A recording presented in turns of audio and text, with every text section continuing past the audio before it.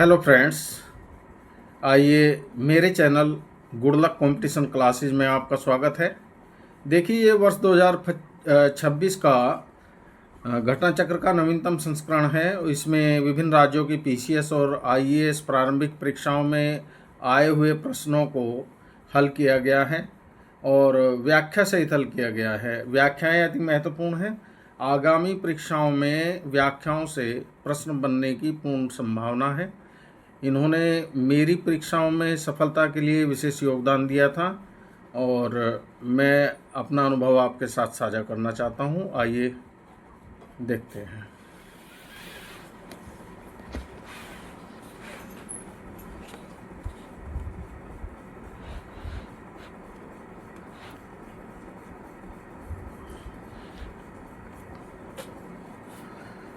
Question number 42 है। कथन ए, भारत में संघवादिता व्यावहारिक नहीं है। कारण आर, भारत एक संघीय राज्य नहीं है। ठीक है, तो भारत में संघवादिता व्यावहारिक नहीं है, ये बात तो समझ में आती है। ठीक है, क्योंकि कुछ मामलों में भारत में संघात्मक व्यवस्था एकात्मक व्यवस्था को दर्शाती है। ठीक है, और कारण आर दे रहा है ये भारत एक संघीय राज्य नहीं है। नहीं, भारत राज्यों का संघ है। ठीक है, भारतीय संविधान में लिखा गया है भारत राज्यों का संघ है। तो ए सही है इसमें और आर गलत है। ठीक है, यानी कथन ए ठीक है और कारण आर गलत है। चलिए आगे चलते हैं, नेक्स्ट क्वेश्चन देख लेते हैं। नेक्स्ट क्वेश्चन है 43। भारतीय राज्य व्यवस्था में निम्नलिखित में से कौन सी अनिवार्य विशेषता है जो यह दर्शाती है कि उसका स्वरूप संघीय है। ठीक है, तो ए में दिया है न्यायपालिका की स्वतंत्रता सुरक्षित है। बिल्कुल है, न्यायपालिका स्वतंत्र है हमारे यहाँ इंडिया में। बी दिया है इसने संघ की विधायिका में संगठक इकाइयों के निर्वाचित प्रतिनिधि होते हैं। नहीं। ठीक है, तो यही आंसर हो जाएगा इसका, न्यायपालिका की स्वतंत्रता सुरक्षित है। ये आईएएस प्री एग्जाम 2021 में पूछा गया है प्रश्न। ठीक है, तो अच्छा क्वेश्चन दिया है, तो देखिएगा इसको। ठीक है, अनिवार्य विशेषता है ये पूछा है इसने। ठीक है, तो इसकी व्याख्या देख लेते हैं। भारतीय राज्य व्यवस्था के संघीय लक्षणों में प्रमुख है लिखित एवं कठोर संविधान, संविधान की सर्वोच्चता, केंद्र एवं राज्यों में शक्तियों का वितरण, स्वतंत्र न्यायपालिका, द्विसदनीय संसद आदि। इनमें से न्यायपालिका की स्वतंत्रता का सुरक्षित होना संघीय प्रणाली की अनिवार्य शर्त है। ठीक है जी, जो हमारे विकल्प में दिया गया है, क्योंकि न्यायपालिका के पास ही संविधान की व्याख्या की शक्ति होती है ताकि संघीय संरचना में संविधान के मूलभूत प्रावधानों को केंद्र द्वारा एक पक्षीय रूप में परिवर्तित न किया जा सके। देखिए, जो हमारी संसद किसी विधि को पारित करती है, ठीक है, तो सुप्रीम कोर्ट को ये अधिकार है न्यायिक समीक्षा का कि वो उस विधि को वहाँ तक शून्य घोषित कर सकती है जिस सीमा तक वह विधि भारत के संविधान के मूल ढांचे को प्रभावित करती है। मैं पहले भी बता चुका हूँ। तो जो विधि बनाने की संसद की शक्ति है वो अनन्य नहीं है, इस पर सुप्रीम कोर्ट को न्यायिक समीक्षा का अधिकार है। ठीक है, यही बात ये कहना चाह रहा है। तो भारतीय संविधान के तहत केंद्र एवं राज्यों के बीच विवादों के संदर्भ में उच्चतम न्यायालय को आरंभिक अधिकारिता प्राप्त है। ठीक है, ज्ञातव्य है कि भारतीय संसद के उच्च सदन राज्यसभा में राज्यों के निर्वाचित प्रतिनिधि होना भी राज्य व्यवस्था के संघीय स्वरूप को दर्शाता है। तथापि न्यायपालिका की स्वतंत्रता के लिखित संविधान के तहत सुरक्षित होने को ही प्रश्नगत विकल्पों में भारतीय राज्य व्यवस्था की संघीय रूप को दर्शाने वाली अनिवार्य विशेषता माना गया है। ठीक है, ऊपर दे भी दिया इसने। क्वेश्चन है 44, निम्न में से कौन एक भारत के संविधान का संघीय लक्षण नहीं है? संघीय लक्षण नहीं पूछ रहा है। तो ऊपर हमने पढ़ा है केंद्र तथा राज्यों के बीच शक्तियों का बंटवारा, ये संघीय लक्षण है। ठीक है, पूर्ण रूप से लिखित संविधान ऊपर पढ़ा है, ये भी संघीय लक्षण है। ठीक है, इकहरी नागरिकता ये नहीं, ये एकल स्वरूप को दर्शाता है हमारे संविधान के। ठीक है, और स्वतंत्र न्यायपालिका ये भी संघीय लक्षण है। तो इसमें सी आंसर हो जाएगा इकहरी नागरिकता। यूपीपीसीएस प्री एग्जाम 2015 में क्वेश्चन पूछा गया है। व्याख्या देख लेते हैं। इकहरी नागरिकता भारत के संविधान का संघीय लक्षण नहीं है। भारतीय संविधान में एकात्मक और संघात्मक दोनों विशेषताएं मौजूद हैं। भारतीय संविधान के संघात्मक लक्षणों में लिखित संविधान, कठोर संविधान, केंद्र तथा राज्यों में शक्तियों का वितरण, न्यायपालिका की सर्वोच्चता एवं स्वतंत्रता, द्विसदनीय विधानमंडल, ये सब हैं। जबकि एकात्मक लक्षणों के अंतर्गत एकल नागरिकता, राज्यपालों की राष्ट्रपति द्वारा नियुक्ति और आपात की घोषणा, समझौतों को लागू करने में संसद की शक्ति आदि का उल्लेख किया जा सकता है। ठीक है, नेक्स्ट क्वेश्चन देखते हैं।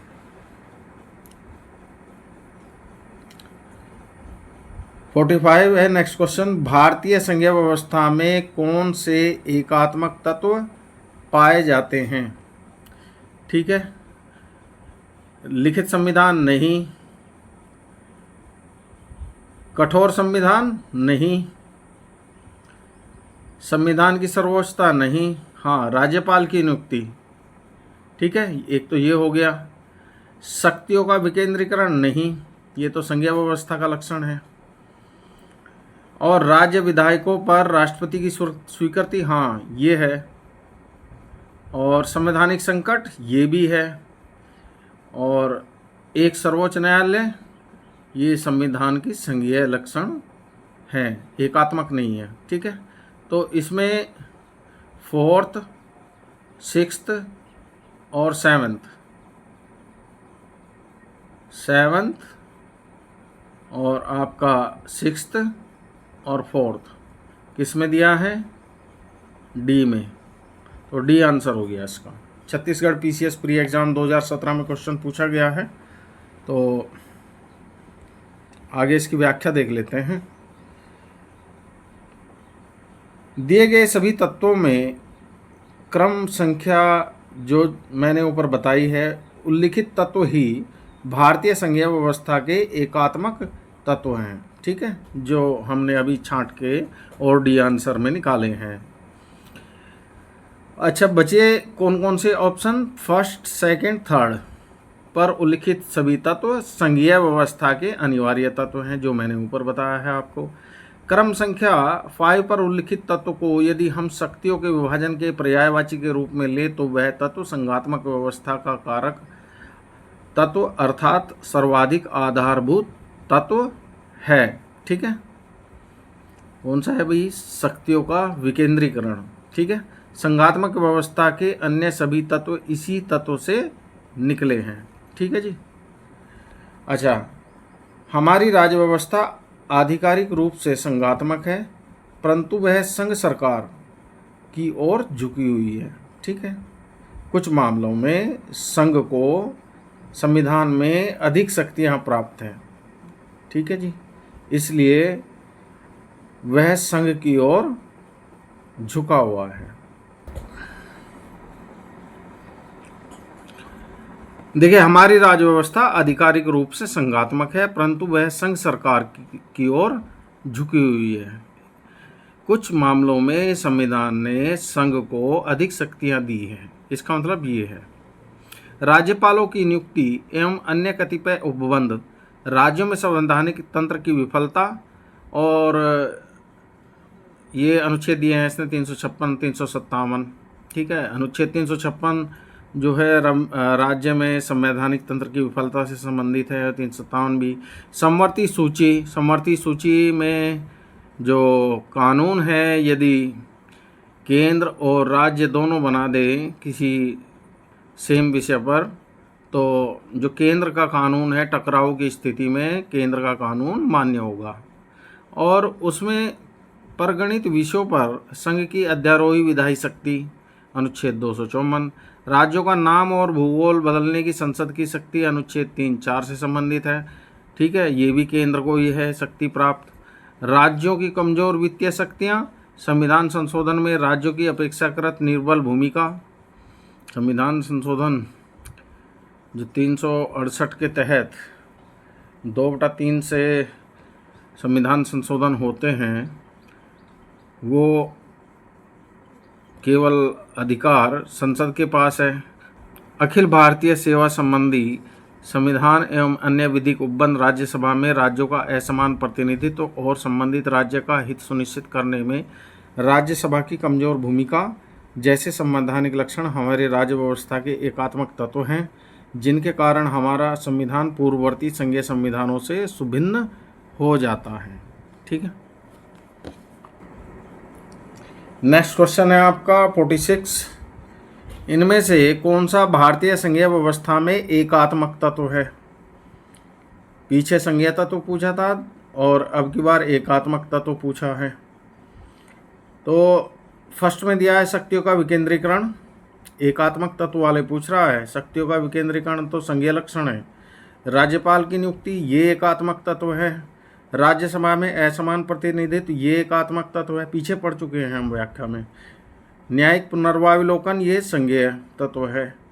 अखिल भारतीय सेवाएं, ये भी एकात्मक तत्व है। ठीक है, तो सेकंड, थर्ड और फाइव बी में है। छत्तीसगढ़ पीसीएस प्री एग्जाम 2015 में क्वेश्चन पूछा गया है। चलिए आगे चलते हैं, क्वेश्चन नंबर 47। ठीक है जी, भारत में संघीय व्यवस्था से संबंधित निम्न कथनों में से कौन सा सही है? ठीक है, तो संविधान शासन की मूल संरचना के लिए एक संघीय व्यवस्था की प्रस्तावना करता है, बिल्कुल सही है। नंबर 2, एकात्मक झुकाव का उसमें सशक्त मिश्रण है, बिल्कुल सही बात है। नंबर 3, दोनों संघ और राज्य विधायिकाएं प्रभुता संपन्न है, नहीं, गलत है। नंबर 4 दिया है इसने, विधायिकीय, वित्तीय और न्यायिक शक्तियां संघ और उसकी इकाइयों के मध्य विभाजित कर दी गई, ये भी गलत है। ठीक है, तो इसमें 1 और 2 ही ठीक है, बी आंसर है इसका। इसकी व्याख्या देखते हैं, व्याख्या क्या कहती है। व्याख्या में दिया है, भारतीय संविधान द्वारा शासन की मूल संरचना के लिए एक संघीय व्यवस्था की प्रस्तावना की गई है, तथापि एकल नागरिकता और केंद्र की राज्यों की तुलना में अधिक शक्तियां इसे एकात्मक झुकाव प्रदान करते हैं। पीछे व्याख्या में पढ़ चुके हैं हम डिटेल में। इस प्रकार कथन 1 एवं 2 सही है, कथन 3 और 4 गलत है, क्योंकि राज्य विधायिकाएं रक्षा एवं वैदेशिक मामलों सहित अनेक संदर्भों में केंद्र से अलग नहीं हैं और साथ ही यहाँ न्यायिक शक्तियों का सोपानबद्ध क्रम है, संघ एवं राज्यों के मध्य विभाजन नहीं है। ठीक है जी, नेक्स्ट क्वेश्चन देख लेते हैं, क्वेश्चन नंबर 48।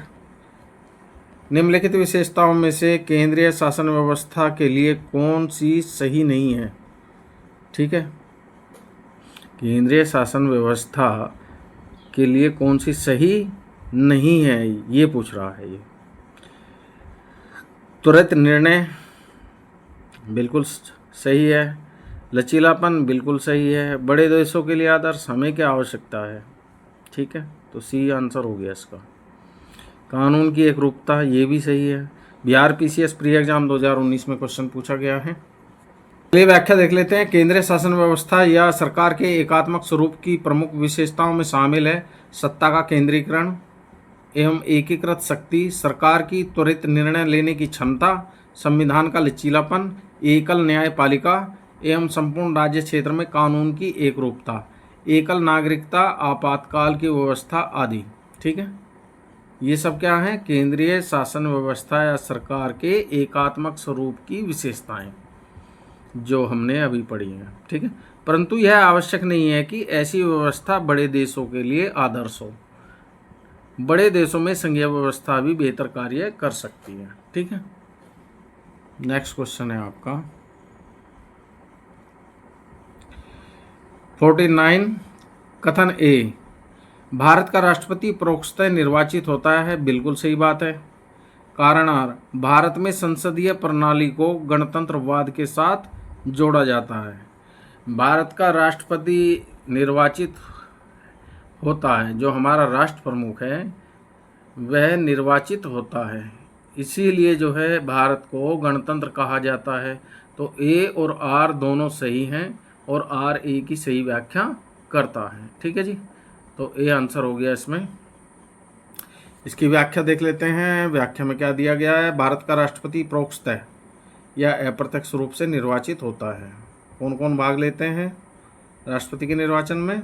आगे पढ़ेंगे वैसे, लेकिन यहाँ बता दें, लोकसभा और राज्यसभा के निर्वाचित सदस्य और राज्यों की विधानसभाओं के निर्वाचित सदस्य, ये राष्ट्रपति के निर्वाचन में भाग लेते हैं। भारत की संसदीय प्रणाली को गणतंत्रवाद के साथ जोड़ा गया है, जिसमें कोई आनुवंशिक शासक नहीं होता है। देखिए, भारत का जो राष्ट्रपति है वो निर्वाचित होता है, वो आनुवंशिक नहीं है। जैसे पहले प्राचीन काल में राजा के बाद राजा का पुत्र राजा बन जाता था, तो ऐसा कुछ नहीं है हमारे यहाँ। आनुवंशिक रूप से शासक नहीं होते हैं। हमारे जो राष्ट्र प्रमुख है, राष्ट्रपति महोदय है, उनका निर्वाचन होता है, इसलिए भारत को गणतंत्र कहा जाता है। ठीक है, तथा राज्य के सभी प्राधिकारी प्रत्यक्ष या अप्रत्यक्ष रूप से जनता द्वारा निर्वाचित होते हैं। आप अपने एमपी एमएलएज को जो है वयस्क मताधिकार के द्वारा चुन करके राज्य विधानमंडलों और संसद में भेजते हो। ठीक है, इसका मतलब ये है। क्वेश्चन नंबर 50, नीचे वक्तव्य दिए गए हैं। कथन ए, राजनीतिक दल लोकतंत्र के जीवन रक्त हैं। बिल्कुल हैं। बीजेपी, कांग्रेस या अन्य जो भी दल हैं। कांग्रेस, अच्छा, कारण आर, लोग खराब शासन के लिए सामान्यतः राजनीतिक दलों को कोसते हैं। ठीक है जी, ये भी बात सही है। तो ए में जो बात कही गई है कथन में, वो भी ठीक है कि जीवन रक्त हैं राजनीतिक दल लोकतंत्र के। और कारण आर, लोग खराब शासन के लिए सामान्यतः राजनीतिक दलों को कोसते हैं। तो सही व्याख्या कर रहा है। ठीक है जी, चाय पी पी के कोसते हैं। चाय पे चर्चा चलती है, हुक्के पे चर्चा चलती है गाँव में, और छोटे छोटे शहरों में तो जो है वैसे भी चर्चा चलती रहती है। ठीक है, तो इसका ए और आर दोनों सही हैं और आर ए की सही व्याख्या करता है। यूपीपीसीएस में क्वेश्चन पूछा गया है। अब इसकी व्याख्या देख लेते हैं। व्याख्या में क्या दिया गया है? राजनीतिक दलों को लोकतंत्र का जीवन रक्त कहा जाता है क्योंकि राजनीतिक दल लोकतांत्रिक प्रणाली के अंतर्गत चुनाव में भागीदारी, सरकार का निर्माण व नागरिकों में राजनीतिक सहभागिता का प्रशिक्षण और अवसर प्रदान करते हैं। यह भी सत्य है कि लोग खराब शासन के लिए सामान्यतः राजनीतिक दलों को कोसते हैं।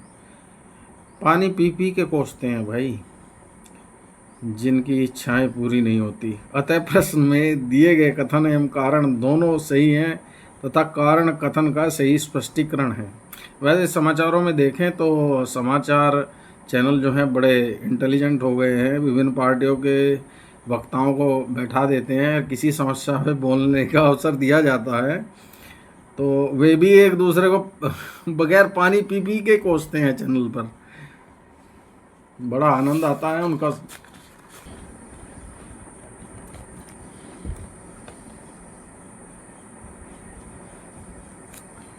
नेक्स्ट क्वेश्चन 51, भारत में दलविहीन प्रजातंत्र किसने प्रस्तावित किया? सॉरी, तो ये महात्मा गांधी और जयप्रकाश नारायण थे जिन्होंने दलविहीन प्रजातंत्र प्रस्तावित किया था। ये एमपीपीसीएस प्री एग्ज़ाम 2019 में क्वेश्चन पूछा गया है। और व्याख्या देख लेते हैं इसकी। व्याख्या में क्या दिया गया है। व्याख्या में दिया गया है, महात्मा गांधी और जयप्रकाश नारायण ने भारत में दलविहीन प्रजातंत्र का समर्थन किया। ये दलीय व्यवस्था के दोषों का कारण दल विहीन लोकतंत्र और सहभागी लोकतंत्र के समर्थक थे। ठीक है, डायरेक्ट क्वेश्चन है, इसमें व्याख्या भी पढ़ने की कोई आवश्यकता नहीं थी, लेकिन फिर भी मैंने पढ़ दी। चलिए नेक्स्ट क्वेश्चन देख लेते हैं। 52 कथन है, भारत की संघात्मक संरचना का मुख्य उद्देश्य इसकी बहुआयामी विविधताओं में से एक राष्ट्र का निर्माण करना और राष्ट्रीय एकता को संरक्षित करना था। ठीक है, कारण आर दिया है, विविधताओं में समंजन से एक सशक्त न कि कमजोर भारतीय राष्ट्रीयता का निर्माण हुआ। ठीक है, तो देखिए ये तो ठीक है इसका, और आर भी ठीक है, और आर ए की सही व्याख्या भी कर रहा है। ठीक है,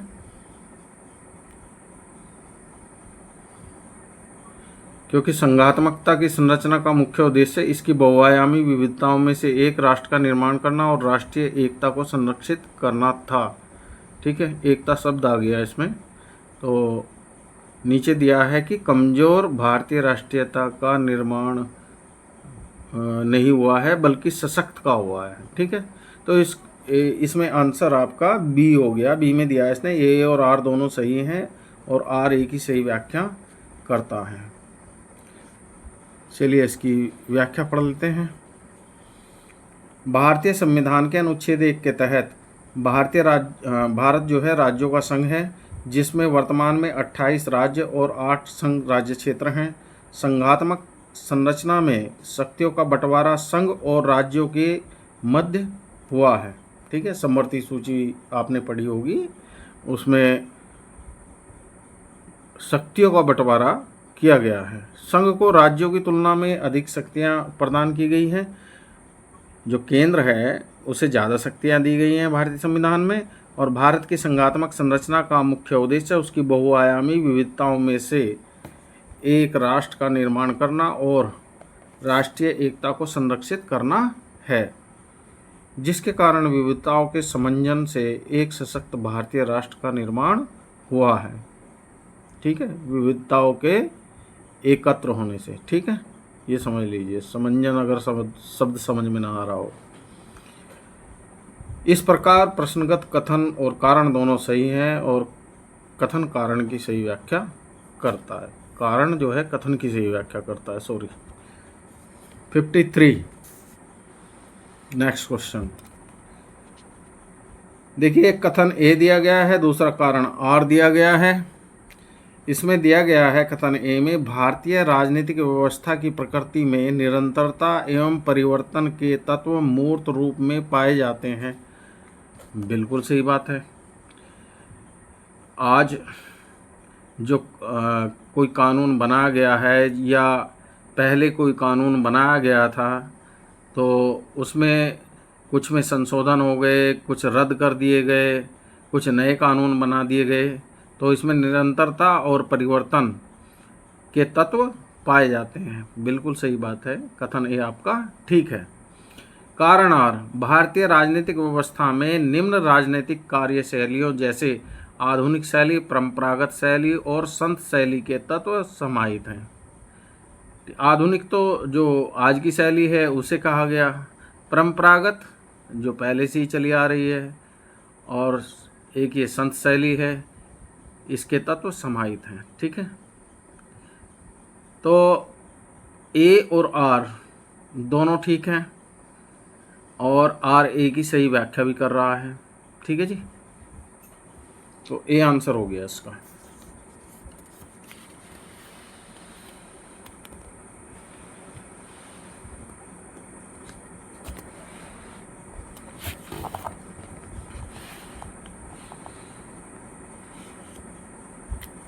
यूपीपीसीएस प्री एग्जाम 2020 में क्वेश्चन पूछा गया था ये, ठीक है साहब, चलिए आगे चलते हैं, इसकी व्याख्या देख लेते हैं।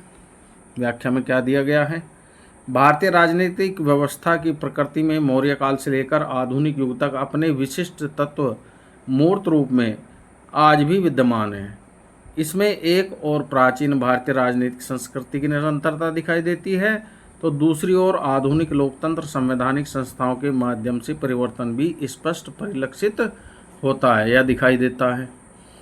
जो बात मैंने क्वेश्चन में समझाई थी वही ये बोल रहा है। यद्यपि विभिन्न युगों एवं काल से निरंतर और परिवर्तनशील भारतीय राजनीतिक व्यवस्था में आधुनिक शैली, परंपरागत शैली और संत शैली के तत्व समाहित हैं। ब्रिटिश विद्वान WH मॉरिस जोन्स ने भारतीय राजनीतिक व्यवस्था के लिए 3 शैलियों मॉडर्न, ट्रेडिशनल और सेंटली ये शैली बताई हैं। ठीक है जी, तो नेक्स्ट क्वेश्चन देख लेते हैं क्या कहता है। 54 कथन ए, महिलाएं, दलित, निर्धन एवं अल्पसंख्यक समूह भारत में लोकतंत्र के सबसे बड़े दावेदार हैं। बिल्कुल हैं, इनके लिए तो विशेष प्रावधान संविधान में किए गए हैं और महिला बिल पे तो चर्चा प्रत्येक सत्र में होती है। ठीक है, चलिए कारण आर, भारत में लोकतंत्र अधिक आत्मसम्मान की कामना का वाहक बनकर उभरा है।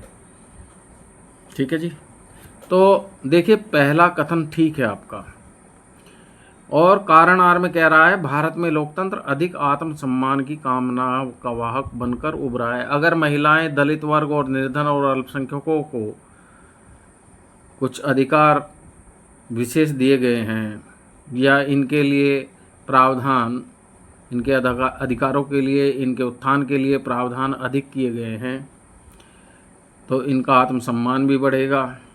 ठीक है, इनका विकास भी होगा। यही बात ये कारण में कह रहा है, कारण आर में। तो ए और आर दोनों ठीक हैं। ठीक है जी, और सही व्याख्या भी कर रहा है, तो ए आंसर हो गया इसका। नेक्स्ट क्वेश्चन पे चलते हैं। महिलाएं, दलित, निर्धन, अच्छा व्याख्या है इसकी। महिलाएं, दलित, निर्धन तथा अल्पसंख्यक समूह भारत में लोकतंत्र के सबसे बड़े दावेदार हैं, क्योंकि लोकतंत्र उनके व्यक्तिगत अधिकारों की रक्षा कर उनके आत्मसम्मान और गरिमा को बढ़ाता है। ये दिया है इसने कारण।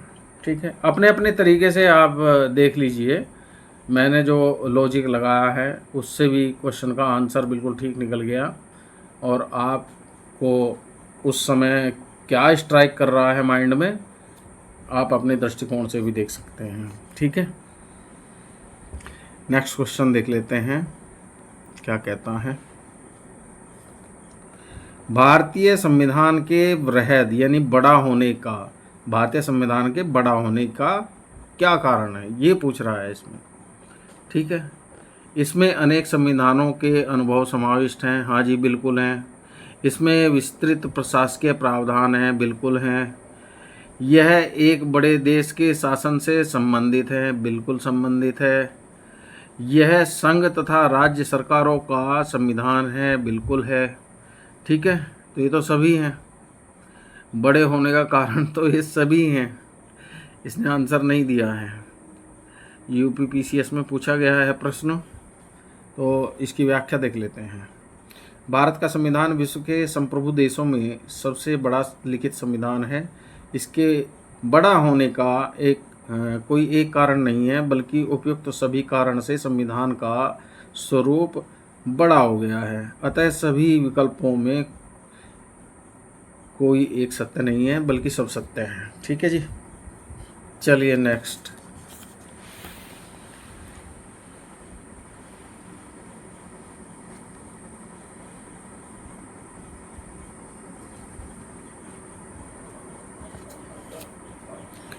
नेक्स्ट है 56, निम्नलिखित में से कौन सा कथन सत्य है। ये दिया है संयुक्त राज्य अमेरिका में सरकार की संघीय प्रणाली है। जी हाँ, संघीय प्रणाली है अमेरिका में सरकार की। ठीक है, तो ये आंसर ठीक हो गया इसका।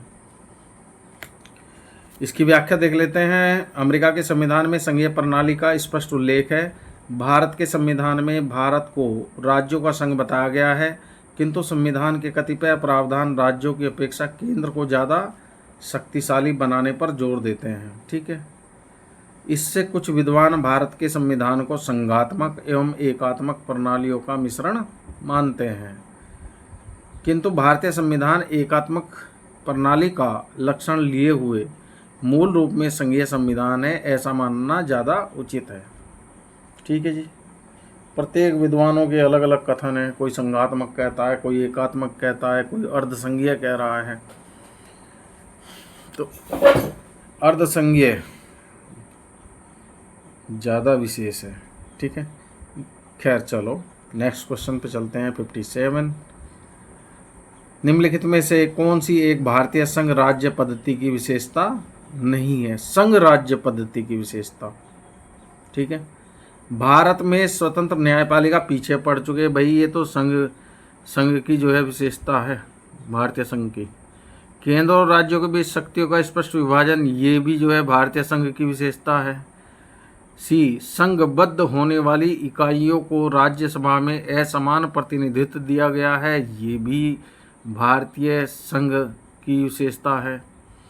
डी दिया है इसमें, यह संघबद्ध होने वाली इकाइयों के बीच सहमति का परिणाम है। नहीं, भारत के राज्यों को भारत से अलग होने का अधिकार नहीं है, तो इसलिए जो है ये सहमति का परिणाम नहीं है। IAS प्री एग्ज़ाम 2017 में क्वेश्चन पूछा गया है। ठीक है साहब, तो इसकी व्याख्या देख लेते हैं।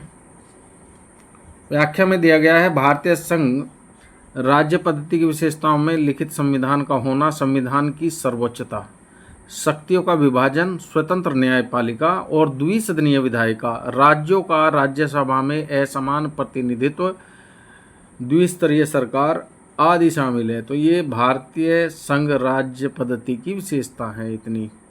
ठीक है, पहले भी पढ़ चुके हैं हम, पीछे क्वेश्चन के व्याख्या में दिया गया था। अच्छा, आगे चलते हैं। जबकि भारतीय संघ की स्थापना संघबद्ध होने वाली इकाइयों के बीच किसी सहमति या समझौते द्वारा नहीं हुई है। ठीक है, तथा भारतीय संघ से राज्यों को अलग होने का अधिकार नहीं है। ठीक है, ये बात मैं ऊपर पहले ही बता चुका हूँ आपको क्वेश्चन पढ़ते हुए। भारतीय संविधान के अनुच्छेद 1 में उल्लिखित है कि इंडिया अर्थात भारत राज्यों का संघ है। India that is Bharat shall be A union of states. तो भारतीय संघराज्य पद्धति की विशेषता विकल्प डी में नहीं है, यह अमेरिकी संघवाद की विशेषता है। ठीक है जी, उम्मीद है बात समझ में आ गई होगी आप लोगों के। क्वेश्चन नंबर 58,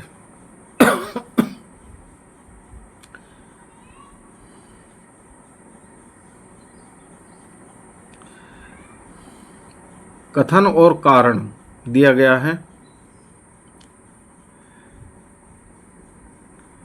कथन ए में दिया गया है, भारतीय संघात्मक व्यवस्था को अर्धसंघात्मक कहा जाता है। ठीक है, बिल्कुल सही बात है, केसी वियर ने कहा है शायद अर्धसंघात्मक। कारण और, भारत में एक स्वतंत्र न्यायपालिका है जिसे न्यायिक पुनरीक्षण का अधिकार है। तो देखिए, ए और आर दोनों सही हैं। भारत में स्वतंत्र न्यायपालिका है तो इसलिए भारतीय संघात्मक व्यवस्था अर्धसंघात्मक है, ऐसा नहीं है। ठीक है, तो ए और आर दोनों सही हैं अलग अलग, लेकिन आर ए की सही व्याख्या नहीं करता है। ठीक है जी, चलिए नेक्स्ट क्वेश्चन देख लेते हैं।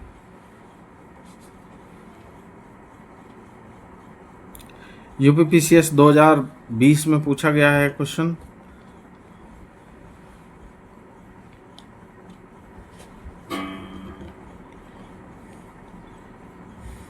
इसकी व्याख्या है, भारत के संविधान का वर्णन विभिन्न प्रकार से किया गया है। इसे अर्धसंघीय कहा गया है, इसे संघीय किंतु प्रबल एकात्मक अथवा केंद्र समर्थक भी कहा गया है। संरचना में संघीय संघात्मक किंतु भावना में एकात्मक, सामान्य स्थिति में संघीय किंतु आपात स्थिति आदि के दौरान पूर्णतः एकात्मक रूप में हमारा संविधान परिवर्तित हो जाने के गुण रखता है। ठीक है, इसलिए इसे अर्धसंघात्मक कहा गया है। भारतीय संविधान में स्वतंत्र न्यायपालिका का प्रावधान है तथा सर्वोच्च न्यायालय को न्यायिक पुनरीक्षण या पुनर्वाविलोकन की शक्ति प्राप्त है। संविधान के विभिन्न अनुच्छेदों अनुच्छेद 13, 32, 131, 136, 141, 143, 226, 227, 245, 246 तथा 372 आदि के उपबंध प्रत्यक्ष या अप्रत्यक्ष रूप से न्यायपालिका को न्यायिक पुनरीक्षण या पुनर्वाविलोकन की शक्ति प्रदान करते हैं, जुडिशियल रिव्यू की। ठीक है, इस प्रकार प्रश्नगत कथन एवं कारण दोनों सही हैं, किंतु कारण कथन की सही व्याख्या नहीं करता है। ठीक है जी, नेक्स्ट क्वेश्चन देख लेते हैं। नेक्स्ट क्वेश्चन में क्या है, 59 कथन ए में दिया गया है भारतीय संविधान अर्धसंघात्मक है। बिल्कुल है, अभी ऊपर पढ़ा है। कारण आर, भारतीय संविधान न तो संघात्मक है और न ही एकात्मक। ठीक है, क्योंकि जो आपात स्थिति है उसमें भारत का संविधान एकात्मक हो जाता है और नॉर्मल परिस्थितियों में संघात्मक है, तो इसे अर्धसंघीय संविधान इसलिए कहा गया है, अर्धसंघात्मक। ठीक है, तो कारण और ये ए और आर दोनों सही हैं और आर ए की सही व्याख्या कर रहा है। ठीक है जी,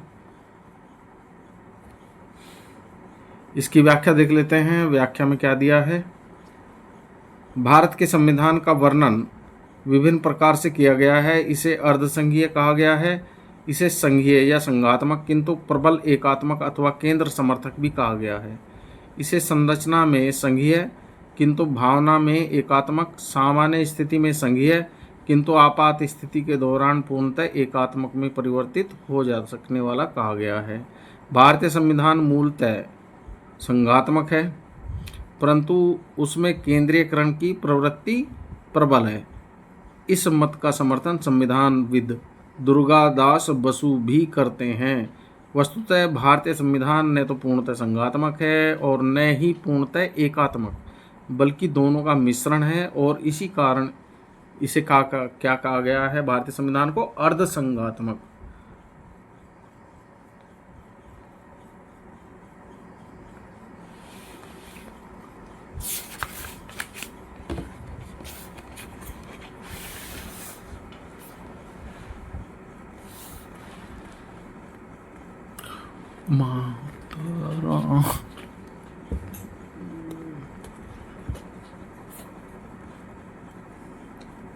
नेक्स्ट क्वेश्चन है भारतीय संविधान की प्रकृति क्या है,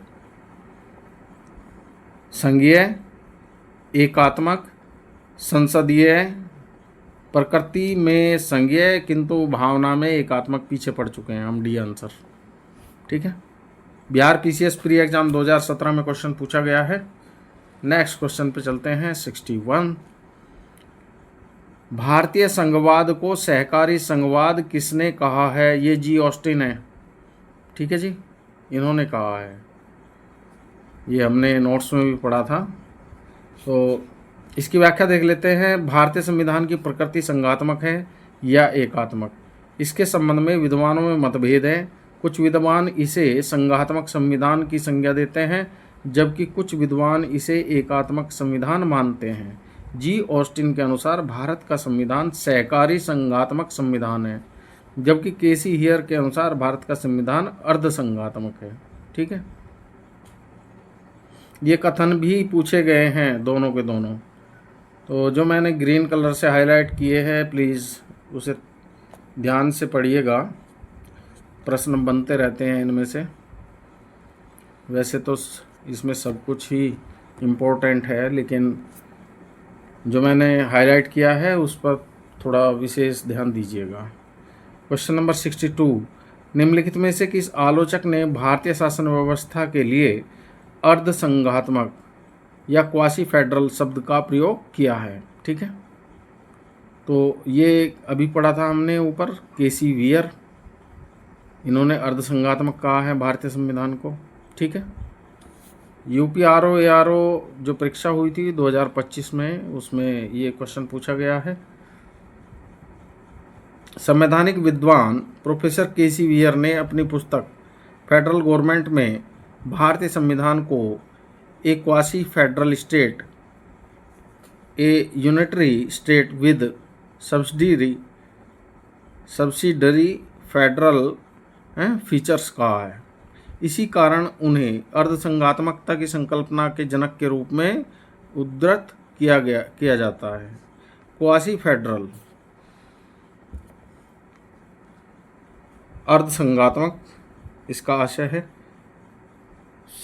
ऐसा संविधान है, यानी कि जो क्वासी फेडरल या अर्धसंघात्मक का जो आशय है, ऐसा संविधान है जिसमें संघीय और एकात्मक दोनों तत्व मौजूद हैं, परंतु केंद्र को अधिक शक्ति प्राप्त है। ठीक है जी। नेक्स्ट क्वेश्चन देख लेते हैं। Question number 63। किसने कहा था भारत अर्धसंघात्मक राज्य है? ये अर्धसंघात्मक राज्य है, ये भी केसी हियर ने ही कहा था। ठीक है। यूपीपीसीएस में 2 बार क्वेश्चन पूछा गया है, यूपीपीसीएस प्री एग्जाम 2019। ठीक है साहब। नेक्स्ट क्वेश्चन पे चलते हैं। देखिए, जो सहकारी संघवाद है, इस सूची फर्स्ट का सेकंड से मिलान करवा रहा है। तो सहकारी संघवाद किसने कहा है? ये ग्रेनविल ऑस्टिन ने कहा है। और सौदेबाजी वाला संघवाद किसने कहा है? ये मॉरिस जोन्स ने कहा है। ठीक है जी। और चलिए पलट लेते हैं। अर्धसंघवाद किसने कहा है? ये आइवर जेनिंग्स ने कहा है। केंद्रीयकरण की प्रवृत्ति वाला संघवाद किसने कहा है? केसी हियर ने कहा है। ठीक है। ये यूपीपीसीएस प्री एग्जाम 2024 में क्वेश्चन पूछा गया है। व्याख्या में भी सब यही दिया गया है। व्याख्या देख लेते हैं एक बार फिर भी।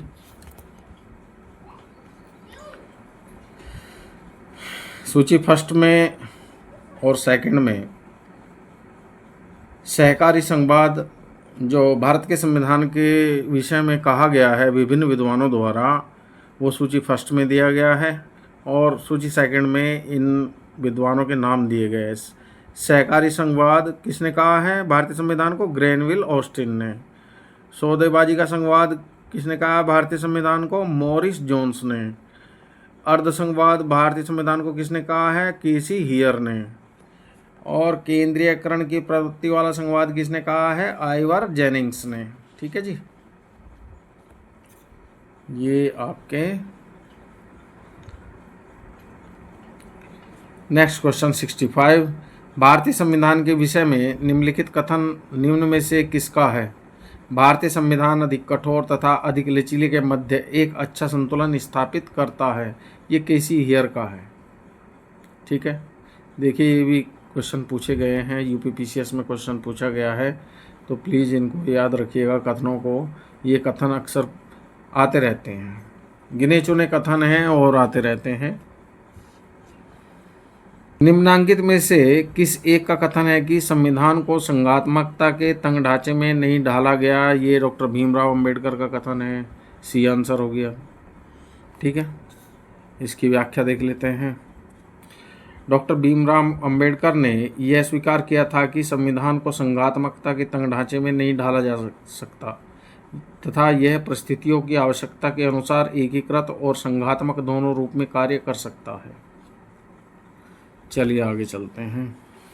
Question number 67। मिथकों और कहावतों के रूप में प्रशासन के सिद्धांतों को किसने अस्वीकार किया है? ये हर्बर्ट साइमन है।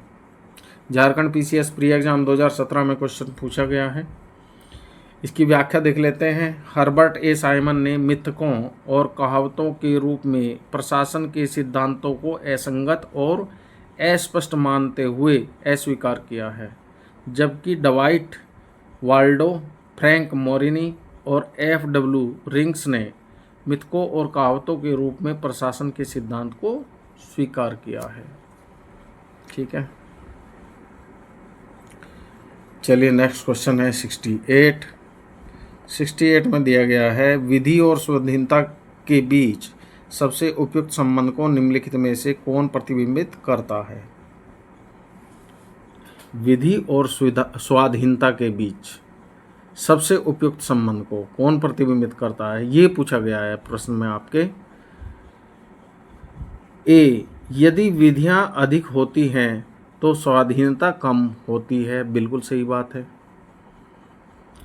बी, यदि विधि नहीं है तो स्वाधीनता भी नहीं है। भाई यदि कानून नहीं होगा तो आप स्वतंत्र कैसे होंगे, कोई भी आपसे तगड़ा आपको दबा लेगा, हैं? ठीक है, तो यदि विधि कानून नहीं है तो स्वतंत्रता भी नहीं है, तो बिल्कुल सही है ये कथन बी, ये ही प्रतिबिंबित कर रहा है। ये आईएएस प्री एग्ज़ाम 2018 में क्वेश्चन पूछा गया है, बी आंसर है इसका। यदि विधि नहीं है तो स्वाधीनता भी नहीं है। अच्छा, इसकी व्याख्या देखते हैं, व्याख्या में क्या दिया गया है। यदि विधि नहीं है तो स्वाधीनता भी नहीं है, यह कथन विधि तथा स्वाधीनता के मध्य सबसे उपयुक्त संबंध को दर्शाता है। स्वाधीनता का तात्पर्य विधि की पूर्ण अनुपस्थिति कदापि नहीं है। विधि शास्त्री जॉन लॉक के अनुसार स्वाधीनता के अस्तित्व के लिए विधि आवश्यक जरूरी है। कानून की स्वतंत्रता की रक्षा करता है, कानून ही स्वतंत्रता की रक्षा करता है। ठीक है, बिल्कुल सही बात है। यदि कानून न हो तो जो प्रबल व्यक्ति है वो कमज़ोर को दबा लेगा। कमज़ोर कहाँ जाएगा, कमज़ोर अपने रक्षा के लिए कानून के पास जाएगा। तो इसलिए कानून ही स्वतंत्रता की रक्षा करता है। ठीक है, वे कहते हैं जहाँ कोई कानून नहीं है वहाँ कोई स्वतंत्रता नहीं है। ठीक है, तो बहुत ही अच्छा क्वेश्चन पूछा है आईएएस प्री एग्ज़ाम 2018 में। नेक्स्ट क्वेश्चन देख लेते हैं, क्वेश्चन नंबर 69, निम्नांकित में कौन विकास प्रशासन की अवधारणा से संबंधित है। ये फैक्चुअल क्वेश्चन है, फ्रेड डब्ल्यू रिंग्स। ठीक है, सॉरी। वैसे इस चैप्टर में जो क्वेश्चन दिए गए हैं वो अवधारणात्मक क्वेश्चन दिए गए हैं। ज़्यादातर जो अधिकतर क्वेश्चन अवधारणात्मक है, फैक्चुअल क्वेश्चन कम है, लेकिन ये फैक्चुअल क्वेश्चन है। तो ये हो गया फ्रेड डब्ल्यू रिंग्स। ठीक है, ये आंसर हो गया इसका। विकास प्रशासन की अवधारणाओं से फ्रेड डब्ल्यू रिंग्स संबंधित हैं। अपनी प्रसिद्ध पुस्तक एडमिनिस्ट्रेशन डेवलपमेंट इंक्लूसिव कंसेप्ट में उन्होंने लिखा है कि विकास प्रशासन उन कार्यक्रमों और परियोजनाओं को पूरा करने के संगठित प्रयासों से संबंधित है जो विकास में संलग्न व्यक्तियों द्वारा परिवर्तित किए जाते हैं। ठीक है जी, नेक्स्ट क्वेश्चन देख लेते हैं।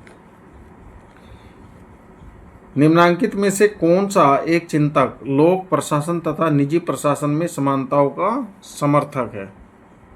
ये हेनरी फेयोल है। फैक्चुअल दे दिया, ये भी क्वेश्चन रटना ही पड़ेगा। ठीक है, झारखंड पीसीएस मेंस 2016 में क्वेश्चन पूछा गया है। व्याख्या इसकी, प्रसिद्ध प्रशासनिक चिंतक हेनरी फेयोल ने लोक प्रशासन और निजी प्रशासन में समानता का समर्थन किया है। इसके अनुसार अब हमारे सामने अनेक प्रकार के प्रशासन विज्ञान नहीं है, अपितु केवल एक ही प्रशासन है जिसे सार्वजनिक और निजी मामलों में समान रूप से उपयोग में लाया जा सकता है। ठीक है, नेक्स्ट क्वेश्चन है 71, यदि हमारी सभ्यता विफल होती है तो यह मुख्यतः प्रशासन के ध्वस्त होने के कारण होगा। ठीक है, तो इसमें सी आंसर दिया है। ये ऐसा कहना W.B. डॉनहम, ये इनके द्वारा कहा गया है। झारखंड पीसीएस मेंस 2016 में क्वेश्चन पूछा गया है। इसकी व्याख्या में भी यही कहा गया है। W.B. डॉनहोम ने कहा था कि यदि हमारी सभ्यता असफल होती है तो ऐसा मुख्यतः प्रशासन के पतन के कारण होगा। ठीक है। नेक्स्ट क्वेश्चन है आपका 72 में दिया है गणतंत्रीय अवधारणा से संबंधित निम्नांकित में से कौन एक नहीं है। नहीं है पूछ रहा है, ये है नहीं है, सत्य है असत्य है, इन पुछल्ले शब्दों पर विशेष ध्यान दीजिएगा। आता हुआ क्वेश्चन गलत हो जाता है। मुझसे भी गलती हुई है परीक्षा में, लेकिन आपको मैं पहले ही सचेत करना चाहता हूं कि ऐसी गलती ना कीजिएगा। अच्छा, इसमें गणतंत्रीय अवधारणा से संबंधित निम्नांकित में कौन एक नहीं है पूछ रहा है। ए दिया है एक राज्य जिसमें जनता सर्वोच्च हो। बी दिया है सर्वोच्च शक्ति निर्वाचित प्रधान में निहित हो। सी दिया है सर्वोच्च शक्ति एक राजा के समान व्यक्ति में निहित हो। डी दिया है इसने एक ऐसी सरकार जो जनता द्वारा निर्वाचित प्रतिनिधियों की हो। ठीक है, तो सर्वोच्च शक्ति, सी आंसर दिया है इसका, सर्वोच्च शक्ति एक राजा के समान व्यक्ति में निहित हो। ये तो डिक्टेटरशिप हो गई, गणतंत्र कहाँ हुआ ये। ठीक है, तो इसकी व्याख्या देख लेते हैं। व्याख्या में दिया गया है प्रसंगत में विकल्प सी गणतंत्र अवधारणा से संबंधित नहीं है, जबकि अन्य विकल्पों में प्रस्तुत तथ्य गणतंत्रीय अवधारणा से संबंधित है। ठीक है, नेक्स्ट क्वेश्चन, निम्नलिखित में से किनको विधि के शासन के प्रमुख लक्षणों के रूप में माना जाएगा, यानी कि कानून के शासन के रूप में माना जाएगा। ठीक है, कौन से लक्षण हैं वे। शक्तियों का परिसीमन, बिल्कुल सही बात है। विधि के समक्ष समता, बिल्कुल सही बात है। तीसरा दिया है इसने सरकार के प्रति जन उत्तरदायित्व, नहीं ये गलत है। सरकार के प्रति जन उत्तरदायित्व, अगर ये दिया होता कि सरकार का जनता के प्रति उत्तरदायित्व तो मान लेते हम। अब 4 दिया है स्वतंत्रता और नागरिक अधिकार, ये भी ठीक है। तो 3 को छोड़ के सब ठीक है। 1 2 4 IAS प्री एग्जाम 2018 में क्वेश्चन पूछा गया है और इसकी व्याख्या देख लेते हैं। व्याख्या क्या कहती है।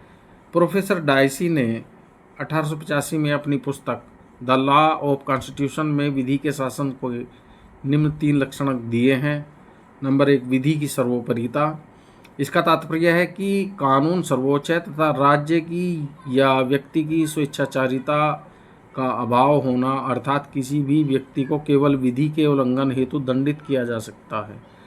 यानी कि कानून का जो उल्लंघन करेगा केवल दंडित उसे ही किया जाएगा, बेवजह किसी के साथ छेड़छाड़ नहीं की जाएगी, अन्य किसी हेतु नहीं। स्वेच्छाचारिता का अभाव शक्तियों के परिसीमन के रूप में प्रतिबिंबित होता है। दूसरा दिया है इसने विधि के समक्ष समता, यानी कानून के सामने सब समान हैं, इसका कहना ये है, अर्थात विधि के लिए सभी समान हैं और कोई भी विधि से ऊपर नहीं है। अच्छा, नंबर 3 दिया है विधि की भावना की प्रबलता। इसका तात्पर्य है कि संविधान के सामान्य सिद्धांत व्यक्तियों के अधिकार स्वतंत्रताओं का निर्धारण करने वाले न्यायिक विनिश्चयों का परिणाम है। सरकार के प्रति जन उत्तरदायित्व विधि के शासन का लक्षण नहीं है। ठीक। 74 में दिया है निम्नांकित में कौन सा एक कथन किसी देश के संविधान के मुख्य प्रयोजन को सर्वोत्तम रूप से प्रतिबिंबित करता है। ए दिया है इसने आवश्यक विधियों के निर्माण के उद्देश्य का निर्धारण करता है, नहीं। यह राजनीतिक पदों सरकार के सृजन को सुकर बनाता है, नहीं। सी दिया है यह सरकार की शक्तियों को परिभाषित और सीमाबद्ध करता है, यही आंसर है इसका सी, यह सरकार की शक्तियों को परिभाषित और सीमाबद्ध करता है। ये आईएएस परीक्षा 2023 में क्वेश्चन पूछा गया है। में दिया गया है संवैधानिक सरकार वह है। ऊपर वाला जो क्वेश्चन आया था आईएएस प्री एग्जाम 2023 में पूछा गया था। बहुत अच्छा क्वेश्चन है, व्याख्या भी बहुत अच्छी है, तो प्लीज़ ध्यान दीजिएगा क्वेश्चन और व्याख्या दोनों पर। 75 निम्नलिखित कथनों पर विचार कीजिए। संवैधानिक सरकार वह है। नंबर 1 दिया है इसने, जो राज्य की सत्ता के हित में व्यक्ति की स्वतंत्रता पर प्रभावकारी प्रतिबंध लगाती है। गलत है, ठीक है, हमारे देश में तो ऐसा है ही नहीं। दूसरा दिया है इसने, जो व्यक्ति की स्वतंत्रता के हित में राज्य की सत्ता पर प्रभावकारी प्रतिबंध लगाती है। ठीक है, ये ठीक है, ये आपने मूल अधिकारों में पढ़ोगे। अब ये आगे आने वाले हैं मूल अधिकार। तो मौलिक अधिकारों में दिया गया है कि व्यक्ति की स्वतंत्रता के हित में राज्य की सत्ता पर प्रभावकारी प्रतिबंध लगाती है। ठीक है ना। और जबकि इससे पहले वाला जो कथन है वो इसके बिल्कुल विपरीत कहा गया है। तो केवल कथन 2 ठीक है, इसमें बी आंसर हो गया। आईएएस प्री एग्जाम 2014 में क्वेश्चन पूछा गया था और इसकी व्याख्या देख लेते हैं। संवैधानिक सरकार में सरकार की शक्ति का स्रोत संविधान होता है। संवैधानिक सरकार व्यक्ति की स्वतंत्रता के हित में राज्य की सत्ता पर प्रभावकारी प्रतिबंध लगाती है। वस्तुतः राज्य की निरंकुशता सत्ता से व्यक्तिगत स्वतंत्रता के हितों को सुरक्षित रखने के उद्देश्य से ही ब्रिटेन और अमेरिका में संविधानवाद का उदय हुआ। एक संवैधानिक सरकार में नागरिकों की स्वतंत्रताओं के संरक्षण हेतु संस्थागत क्रियाविधियां भी विद्यमान रहती हैं। ठीक है।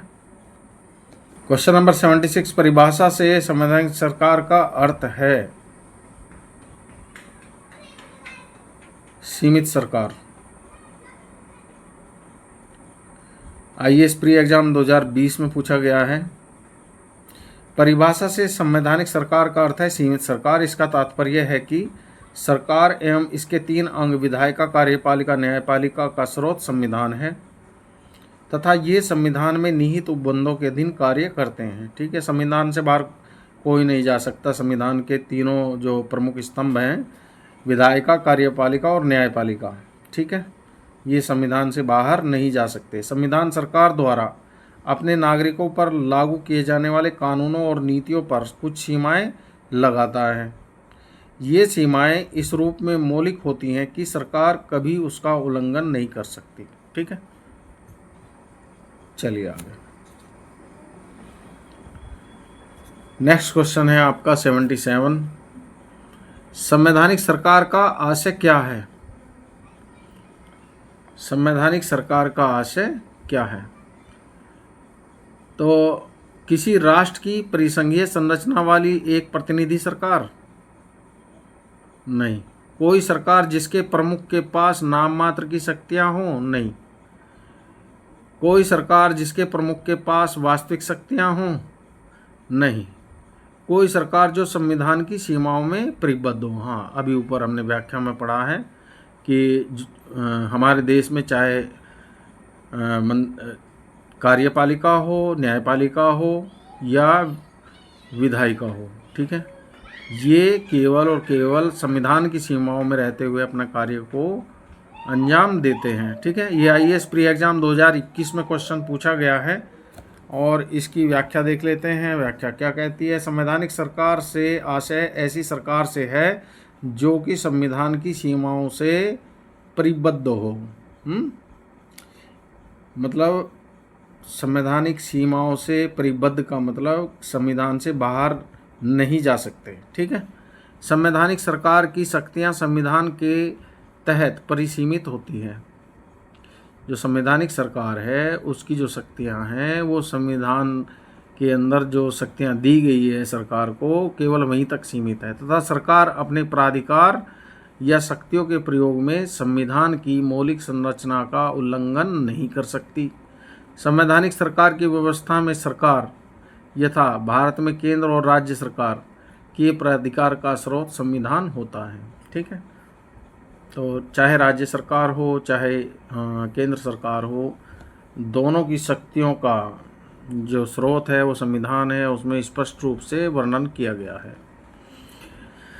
नेक्स्ट क्वेश्चन है आपका 78 में दिया गया है, राज्य व्यवस्था के संदर्भ में निम्नलिखित में से किस एक को आप स्वतंत्रता की सर्वाधिक उपयुक्त व्याख्या के रूप में स्वीकार करेंगे? ठीक है,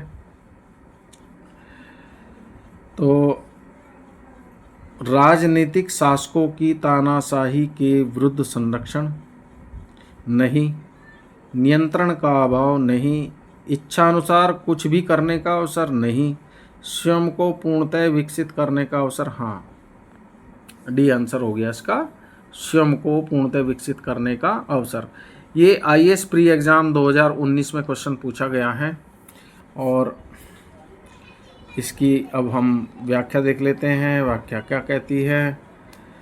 व्याख्या में दिया गया है, राज्य व्यवस्था के संदर्भ में स्वतंत्रता का अर्थ व्यक्ति पर बाहरी प्रतिबंधों के अभाव के साथ व्यक्ति की आत्म अभिव्यक्ति की योग्यता का विस्तार करना और उसके अंदर की संभावनाओं को विकसित करना है।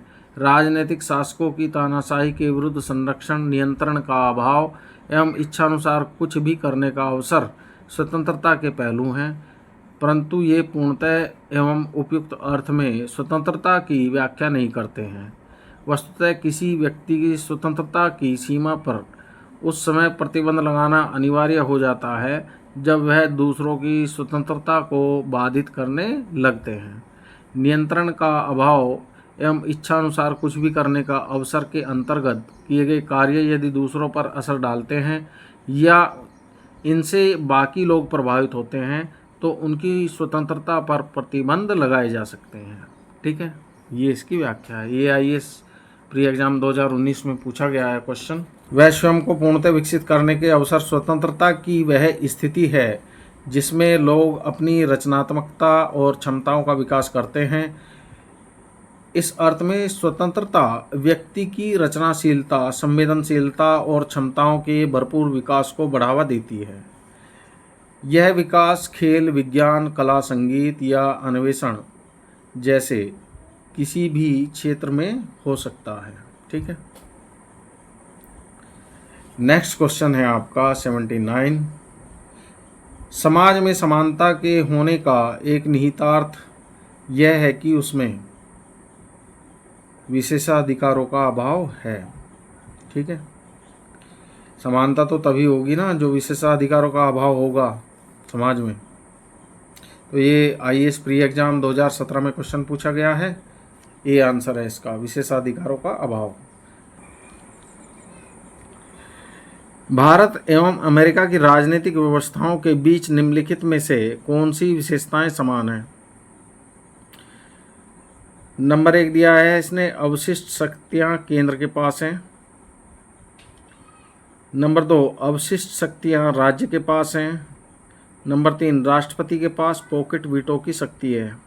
ठीक है, ये पॉकेट वीटो वाला जो प्रकरण है वो भारत के राष्ट्रपति महोदय को भी है और अमेरिका के राष्ट्रपति महोदय को भी है। तो कॉमन तो ये तीसरा निकल के आ रहा है। ठीक है, ए में दिया है, ये आंसर है इसका। यूपीपीसीएस प्री एग्जाम 2017 में क्वेश्चन पूछा गया है और इसकी व्याख्या देख लेते हैं। व्याख्या क्या कहती है? किसी विधेयक पर कोई भी कार्रवाई सकारात्मक या नकारात्मक न करने की राष्ट्रपति की शक्ति पॉकेट वीटो के रूप में जानी जाती है। ठीक है, भारतीय राष्ट्रपति और अमेरिकी राष्ट्रपति दोनों ही पॉकेट वीटो की शक्ति रखते हैं। यद्यपि अमेरिकी राष्ट्रपति की यह शक्ति भारतीय राष्ट्रपति की इस शक्ति के सापेक्ष छोटी है, क्योंकि उसे अमेरिकी कांग्रेस के सत्र में रहने पर विधेयक पर कोई कार्रवाई न किए जाने की स्थिति में 10 दिन रविवार को छोड़कर में विधेयक को वापस करना होता है, अन्यथा वह स्वतः कानून बन जाता है। इस अवधि में यदि कांग्रेस स्थगित हो और विधेयक लौटाना संभव न हो तब राष्ट्रपति के हस्ताक्षर न करने पर यह विधेयक पॉकेट वीटो के रूप में निरस्त हो जाता है। जबकि भारतीय संविधान में राष्ट्रपति हेतु ऐसी किसी समयावधि का उल्लेख नहीं है। प्रश्नगत विकल्पों में भारत और अमेरिका की राजनीतिक व्यवस्थाओं के बीच पॉकेट वीटो की शक्ति विशेषता ही समान है। भारत में अवशिष्ट शक्तियां केंद्र के पास और अमेरिका में राज्यों के पास है। अमेरिका के उच्च सदन में सभी स्थायी सीनेटर प्रत्यक्षतः निर्वाचित होते हैं, जबकि भारत में उच्च सदन यानी कि राज्यसभा में राष्ट्रपति द्वारा 12 सदस्य मनोनीत किए जाते हैं। ठीक है। नेक्स्ट क्वेश्चन है 81। दूसरे प्रशासनिक आयोग के कौन से प्रतिवेदन ने भारत में सुशासन की बाधाओं की पहचान की है? तो नागरिक केंद्रित प्रशासन और शासन का केंद्र बिंदु, बी आंसर है इसका। क्या इसकी द्वितीय प्रशासनिक सुधार आयोग के प्रतिवेदन संख्या 12 नागरिक केंद्रित प्रशासन शासन का केंद्र बिंदु में भारत का सुशासन की बाधाओं की पहचान की गई तथा सुशासन के लिए आवश्यक पूर्व शर्तों का उल्लेख है। ठीक है, चलिए नेक्स्ट देख लेते हैं। नेक्स्ट क्वेश्चन क्या कहता है 82। भारतीय संविधान में विविधताओं में एकता को प्रोन्नत करने हेतु निम्नलिखित में से किन संस्थानों को आवश्यक माना गया है? अंतर्राज्यीय परिषद और राष्ट्रीय विकास परिषद। देखिए क्या कहा है इसने क्वेश्चन में, भारतीय संघवाद में विविधताओं में एकता को प्रोन्नत करने हेतु निम्नलिखित में से किन संस्थाओं को आवश्यक माना गया है? तो अंतर्राज्यीय परिषद जो है इसमें सभी भारत के जितने भी प्रांत हैं वो शामिल होते हैं, और राष्ट्रीय विकास परिषद, ठीक है, ये भी पूरे देश से संबंधित है। ठीक है, राष्ट्रीय विकास परिषद में वित्त आयोग एवं क्षेत्रीय परिषद ये भी है, एकल न्यायिक व्यवस्था एवं अखिल भारतीय सेवाएं ये भी है। ठीक है, तो उपरोक्त सभी आंसर हो जाएगा इसका डी। ये उत्तराखंड पीसीएस प्री एग्ज़ाम 2016 में क्वेश्चन पूछा गया है, तो इसकी व्याख्या देख लेते हैं। व्याख्या क्या कहती है? भारतीय संघवाद में विविधताओं में एकता को प्रोन्नत करने हेतु उपरोक्त सभी संस्थानों को आवश्यक माना गया है। अंतर्राज्यीय परिषद तथा राष्ट्रीय विकास परिषद, वित्त आयोग एवं क्षेत्रीय परिषद, एकल न्यायिक व्यवस्था एवं अखिल भारतीय सेवाएं भारतीय संघवाद में विविधताओं में एकता को प्रोत्साहित करते हैं, जिससे संघ और राज्य आपस में जुड़े रहते हैं। भारतीय संविधान के अनुच्छेद 263 में अंतर्राज्यीय परिषद का उल्लेख है। राज्यों के आपस में अथवा संघ से विवाद की स्थिति में राष्ट्रपति द्वारा अंतर्राज्यीय परिषद का गठन किया जाता है। योजनाओं के निर्माण में राज्यों की भागीदारी के लिए राष्ट्रीय विकास परिषद की स्थापना की जाती है, जिसके अध्यक्ष प्रधानमंत्री तथा सदस्य राज्यों के मुख्यमंत्री होते हैं। संघ और राज्यों के बीच करों के शुद्ध आगमों के वितरण तथा भारत की संचित निधि में से राज्यों के राजस्व में सहायता अनुदान को शासित करने आदि के लिए अनुच्छेद 280 के तहत राष्ट्रपति द्वारा वित्त आयोग की स्थापना की जाती है। केंद्र और राज्यों के बीच तथा राज्यों के आपसी मतभेदों को स्वतंत्र एवं निष्पक्ष विचार विमर्श के माध्यम से सुलझाने के लिए क्षेत्रीय परिषदों की स्थापना की जाती है। भारत में एकल न्यायिक व्यवस्था को अपनाया गया है, जिसमें उच्चतम न्यायालय सर्वोच्च है और इसके द्वारा दिए गए निर्णय सर्वमान्य और अंतिम होता है। अनुच्छेद 312 में अखिल भारतीय सेवाओं का उल्लेख किया गया है, जो संघ और राज्य दोनों के लिए है। ठीक है, नेक्स्ट क्वेश्चन है आपका 83। निम्नलिखित में से किस दशक में भारत की संसदात्मक व्यवस्था केंद्रीयता से संघवाद की ओर खिसकी? एक्चुअल क्वेश्चन है, इसने दिया है इसका ए आंसर 1960 के दशक में। ठीक है, यूपीपीसीएस 2008 में क्वेश्चन पूछा गया है। आज का वीडियो यहीं समाप्त करता हूं। आशा करता हूं आप इससे पूर्ण लाभ उठाएंगे और ये आपकी सफलता में आपका मार्गदर्शन करेगा, सहायक होगा।